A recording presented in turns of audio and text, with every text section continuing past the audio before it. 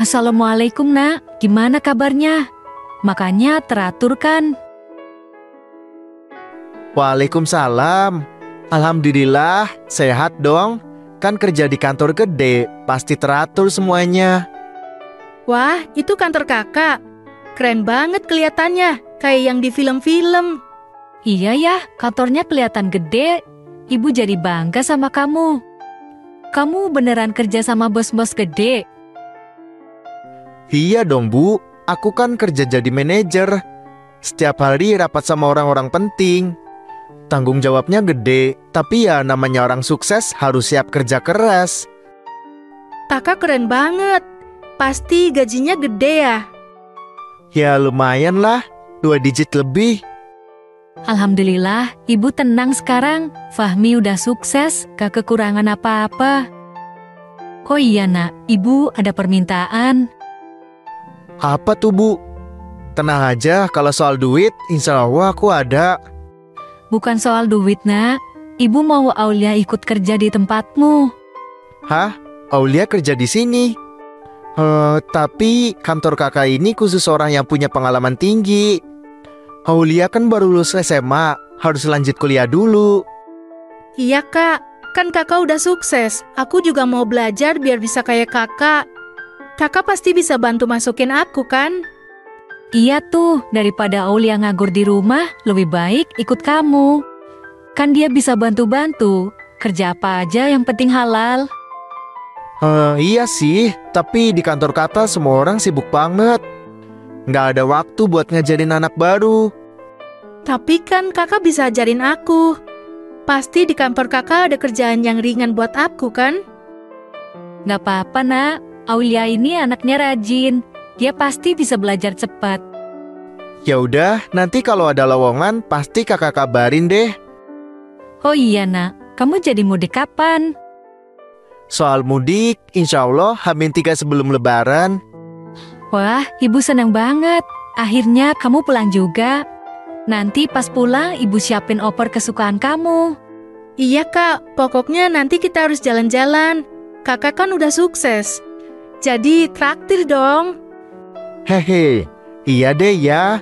Oh iya, teleponnya nanti lagi ya, soalnya lagi sibuk nih. Iya nak, lanjutin aja kerjanya. Maaf kalau ibu ganggu. Iya Bu, gak apa-apa. Assalamualaikum. Waalaikumsalam.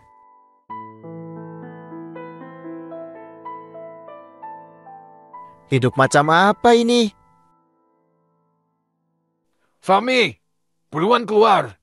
Gue tahu lu di dalam. Astaga, debt collector lagi. Tuh, gimana ini?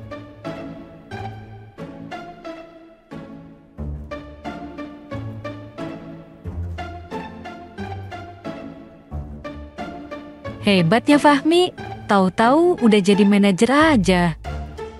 Iya bu, nggak nyangka dia bisa sukses di kota orang. Padahal cuma lulusan SMA. Kalau ibu minta dibeliin barang-barang kayak kulkas, mesin cuci, sama TV yang gede, kira-kira dia mau beliin gak ya? Pasti mau lah bu.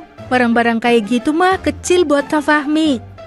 Aku juga mau minta sepeda listrik ke dia. Kalau dipikir-pikir, iya juga ya, dia kan udah sukses. Barang-barang kayak gitu mah cuma receh buat dia. Nah, akhirnya keluar juga. Udah siap bayar utang. Hehe, Bang Tono, santai dulu. Tuhnya ini Fana Bang, jangan terlalu terpaku sama materi. Lo kira gue utusan Tuhan? Gue utusan bos gue. Buruan bayar. Ngapain lo pakai baju begituan? Mau nipu orang? Ini bukan nipu Bang. Ini buat motivasi, biar ada aura sukses. Aura sukses pala lu. Ini sih aura pengangguran tapi delusi. Gue udah capek bolak-balik ke sini. Gini aja, gue kasih waktu 3 hari. Kalau masih gak bayar, siap-siap barang lu gue angkut. Bang, please, kipas angin gue cuma 1. Itu pun anginnya kayak napas orang asma. Ya udah, gue angkut dispensernya aja. Bang, itu dispenser doang. Galonnya nggak ada dari 3 bulan lalu. Buset, kere banget lu. Oke, 3 hari ya. Jangan sampai kabur, apalagi sok kaya di kampung. Hei, siapa yang sok kaya? Gue cuma menyesuaikan realita yang gue inginkan. Selalu dah, dasar orang stres.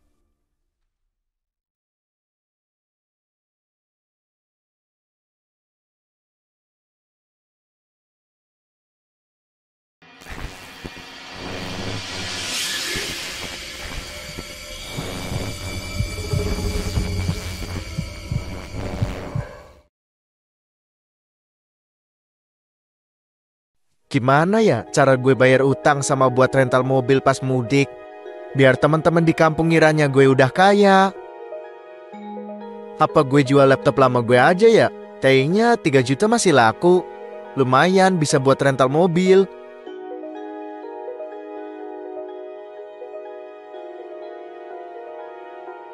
Fahmi berhasil menjual laptopnya, dan dengan uang itu, dia menyewa mobil mewah untuk pulang kampung.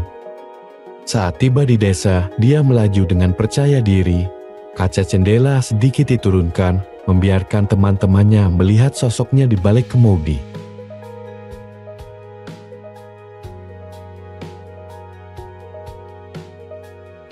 Assalamualaikum, anak rantau sukses pulang. Waalaikumsalam. Masya Allah, Mi. Ibu sampai nggak percaya. Kamu beneran pulang pakai mobil? Ya iyalah Bu, masa anak ibu pulang kampung naik angkot? Jakarta itu keras, tapi lihat sendiri kan, sekarang Fahmi udah sukses. Subhanallah, ibu bangga banget, Mi. Dulu kamu berangkat cuma bawa 1 koper butut, sekarang pulang kayak juragan. Alhamdulillah, kerja keras kamu gak sia-sia. Ya gitu deh Bu, udah rezekinya aku jadi anak sukses. Pantesan kalau video call kamu selalu di kantor mewah. Ternyata memang udah sukses beneran. Iya dong Bu, masa Fahmi bohong? Ibu cuma bisa bersyukur. Alhamdulillah, anak ibu sekarang udah jadi orang sukses. Haha, iya Bu, alhamdulillah. Sana masuk istirahat dulu. Nanti deh Bu, aku mau ke warung dulu. Kealah, emang gak capek? Mumpung teman aku lagi pada nongkrong di warkopnya Pak Edi. Ya sudah sana.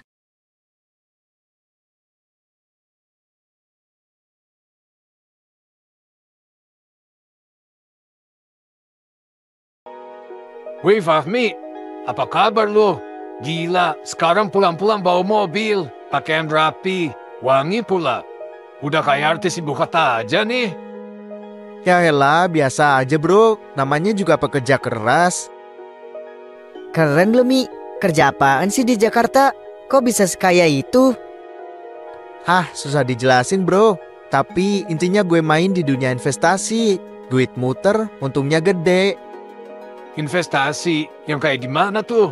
Jangan-jangan bukan yang aneh-aneh kan? Ya elah, enggak lah. Ini beneran legit. Gue main di saham dan impor barang murah dari luar negeri. Modal kecil, untungnya bisa double. Tapi beneran aman kan? Banyak tuh kasus investasi bodong. Bro, lo pikir gue bakal ajak lo ke bisnis abal-abal? Kita ini temenan udah dari lama. Gue gak mungkin nipu kalian. Iya sih, lo kan orangnya juga nggak neko-neko dari dulu. Terus kalau mau ikutan gimana caranya? Sebenarnya bisnis ini gak sembarangan orang bisa masuk. Tapi karena kita temenan dari kecil, bisa gue bantuin lah. Maksud lo kita bisa ikut? Ya tapi ada syaratnya. Lu butuh modal minimal 2 juta dalam sebulan. Dari situ lu bisa dapat untung double. 2 juta? Kayaknya sih bisa dicoba. Yailah, kalau Fahmi yang ngomong pasti aman lah. Oke deh, gue mau coba. Hah? Gue beneran nerima duit mereka? Gue kira mereka gak ada duit. Aduh, gimana nih? Ya udahlah, gue terima aja. Oke lah, ntar transfer aja ya ke gue. Gue jamin aman dah, kalian pasti untung.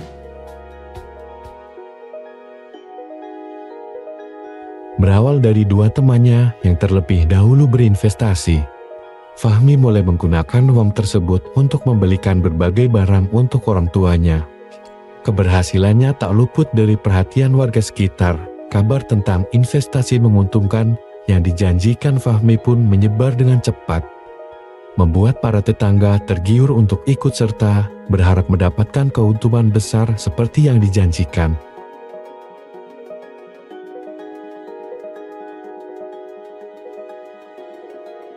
Fahmi, beneran kamu bisa bikin duit orang jadi double dalam sebulan? Kata orang-orang, kamu manajer investasi. Itu si Tio sama Roni katanya udah investasi ke kamu. Kalau mereka aja berani, berarti aman kan? Iya dong, Fahmi kan sekarang anak sukses. Masa iya mau nipu teman kecilnya sendiri? Aduh, kok jadi makin banyak ya? Gue kan awalnya cuma mau nutup utang doang. Tapi aku nggak mau ngecewain ibu. Tentu saja aman dong, ini kan bisnis gede. Saya nggak mungkin ngajak orang kalau nggak yakin untung. Kalau gitu, saya mau masuk 5 juta. Biar makin besar untungnya. Saya juga deh, sayang kalau nggak ikut.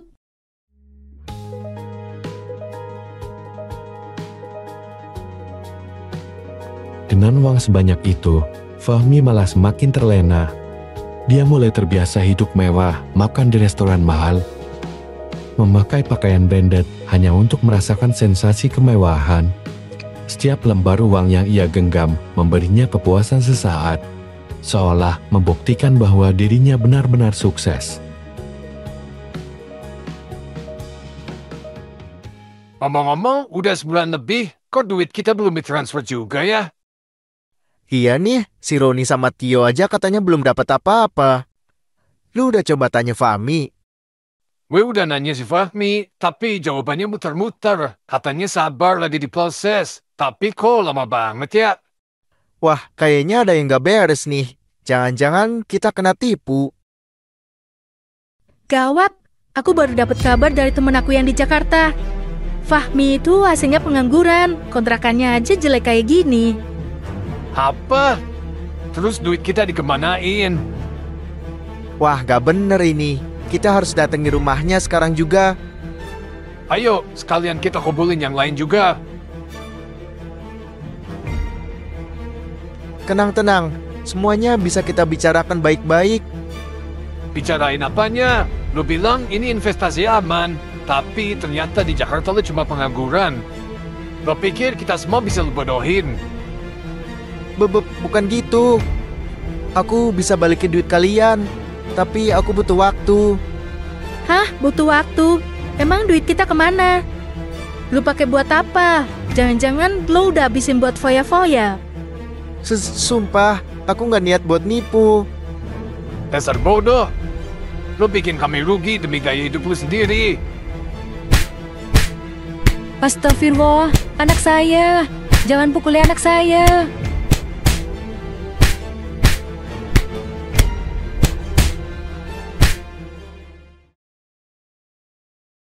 Fahmi, kenapa nak? Kenapa kamu lakukan ini? Ibu gak butuh uang sebanyak itu kalau caranya kayak gini. Maaf, Bu. Semua ini demi ibu. Demi ibu? Demi ibu gimana nak? Lihat kamu sekarang. Kamu babak belur, dihina orang, ditangkap polisi. Apa ini yang kamu maksud demi ibu? Bu, dulu waktu ayah masih hidup, dia pernah bilang, jangan pulang sebelum sukses. Aku pegang kata-kata itu, Bu. Aku gak mau balik ke kampung dalam keadaan gagal. Aku mau ibu bangga sama aku. Nak, sukses itu bukan soal uang banyak.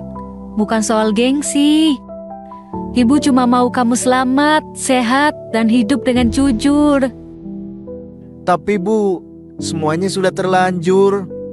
Maafin aku, Bu.